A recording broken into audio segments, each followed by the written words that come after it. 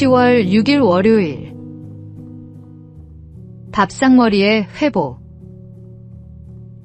오늘날 우리 사회가 안고 있는 큰 과제 중 하나는 세대 간의 간극입니다.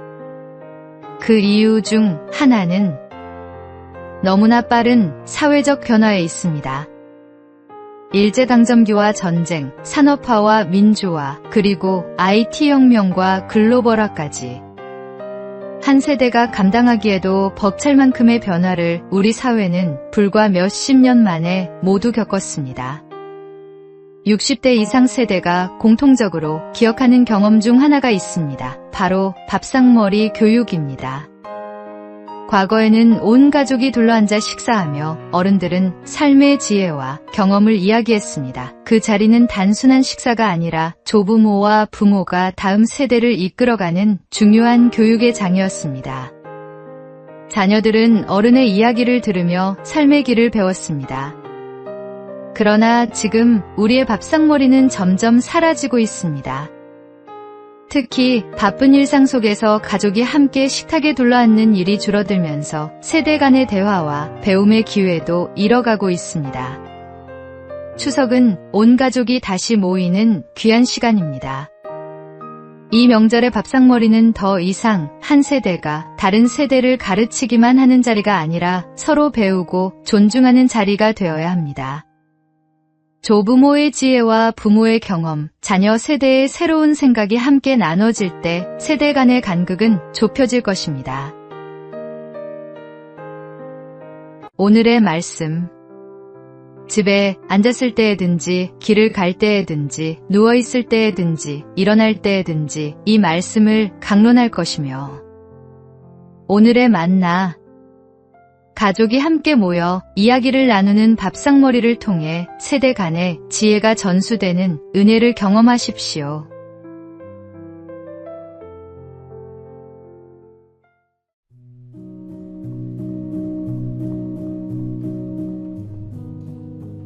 (10월 7일) 화요일. 믿음과 실천의 조화. 어느 고요한 호수에서 작은 배로 사람들을 실어 나르던 한 노인 선원이 있었습니다. 그의 배에는 특별한 것이 하나 있었습니다. 바로 노의 양쪽에 새겨진 단어였습니다. 한쪽에는 믿음, 다른 한쪽에는 실천이라고 적혀 있었습니다. 배에 오른 승객이 호기심을 참지 못하고 물었습니다. 어르신, 왜 노에 이런 글씨를 새겨두셨나요? 노인은 직접 보여주겠다고 했습니다. 먼저 믿음이라고 적힌 노 하나만 힘차게 저었습니다. 배는 제자리에서 빙글빙글 돌 뿐 앞으로 나아가지 못했습니다.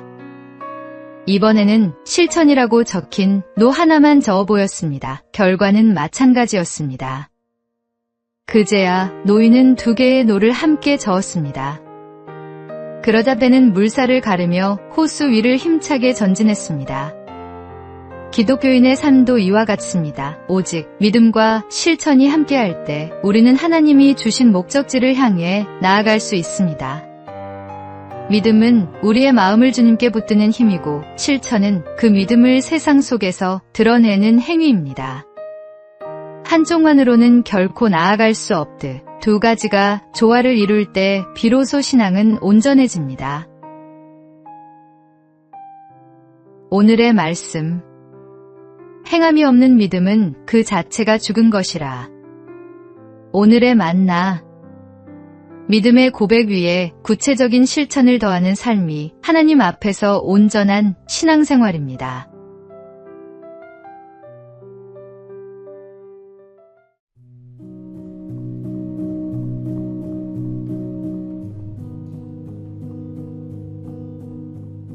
(10월 8일) 수요일.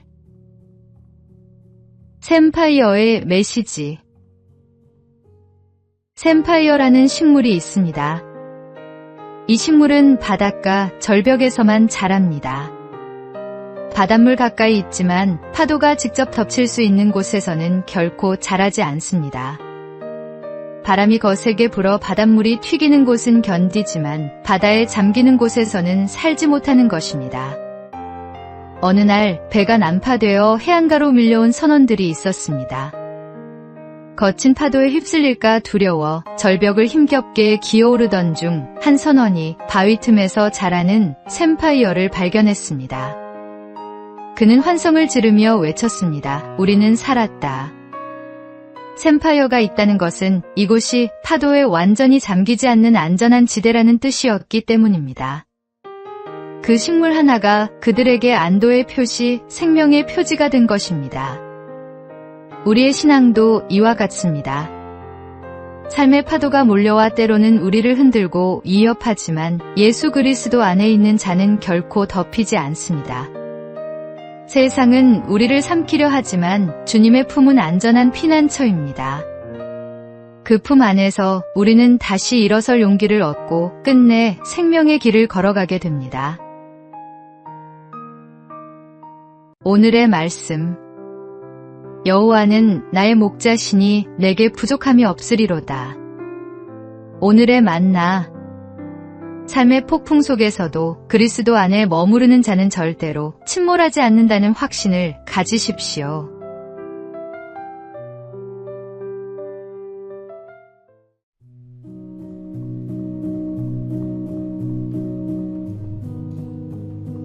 (10월 9일) 목요일.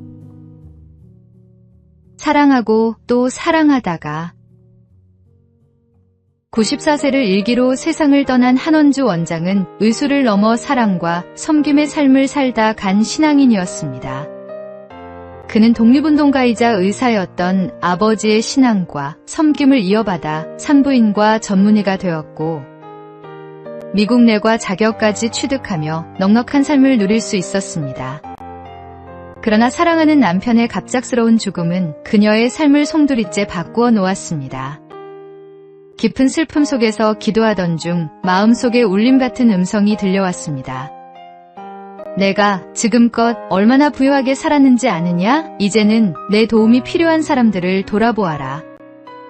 그때부터 그녀의 발걸음은 낮은 곳으로 향했습니다. 큰 병원을 접고 의료선교 병원으로 자리를 옮겨 30년 넘게 환자들을 돌보았습니다. 병든 몸을 치료하는 데서 멈추지 않고 함께 노래하고 운동하며 삶을 나누고 무엇보다 말씀으로 위로하며 환자 곁을 지켰습니다.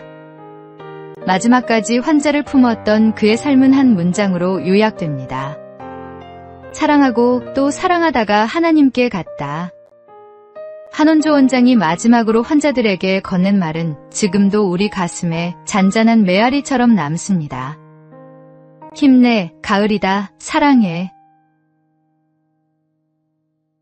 오늘의 말씀.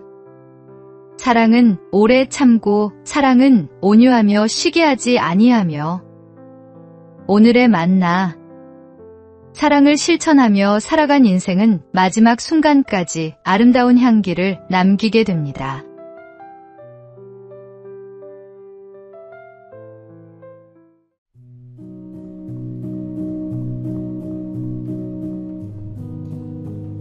(10월 10일) 금요일.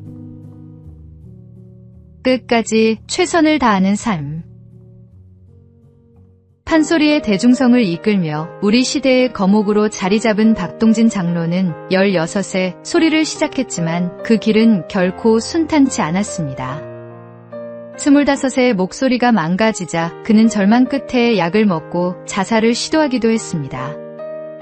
그러나 이 몸이 불구가 되더라도 명상만 되면 원이 없다는 집념으로 산속 토막집에 들어가 100일간 고독한 싸움을 이어갔습니다. 하루 2~3시간만 자고 나머지는 온몸을 던져 소리에 매달렸습니다.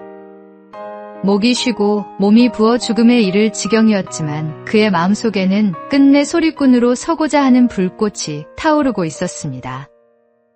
그 치열한 집념 끝에 그는 마침내 명창이 되었고 인간문화재로 지정되는 영예를 얻었습니다. 노년에도 그는 복음을 담은 판소리, 예수전을 공연하며 새로운 도전을 이어갔습니다. 85세의 고령에 감기까지 겹쳐 공연은 끝내 중단되었지만 퇴장하는 그의 뒷모습을 향해 관중들은 우레와 같은 박수를 보냈습니다. 이유는 단 하나였습니다. 그가 끝까지 최선을 다했기 때문입니다. 오늘의 말씀. 나는 선한 싸움을 싸우고 나의 달려갈 길을 마치고 믿음을 지켰으니. 오늘의 만나.